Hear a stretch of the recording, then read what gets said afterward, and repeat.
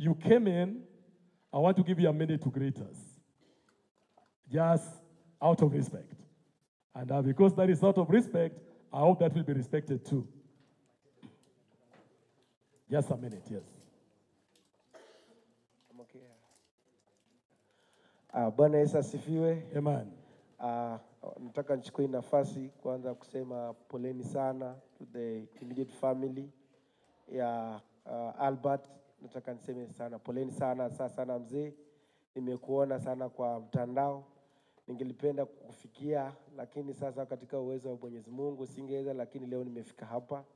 Na church pia nataka niseme asanteni kwa kufanya hii maombi ya ndugu yetu.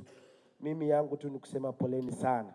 Na nimesema nikuje nijiunge na familia ili ya kwamba pia mimi kama kijana, because pale ambapo kijana yetu ambaye alikuwa amefungwa pale, alikuwa amepelekwa ile the same police station, nilikuwa nimepelekwa pale, na the same room ambayo alisema, I think that is where I was sleeping. So mimi nikasema lazima nikuje hapa pia nilete pole.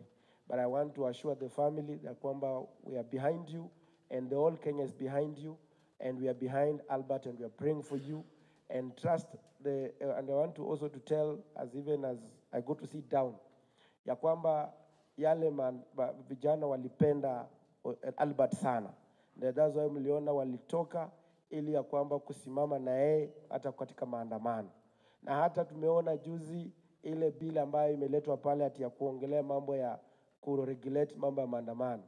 That's something we want to assure the Kenyans that we as the members of parliament, we are not going to accept it to see the day.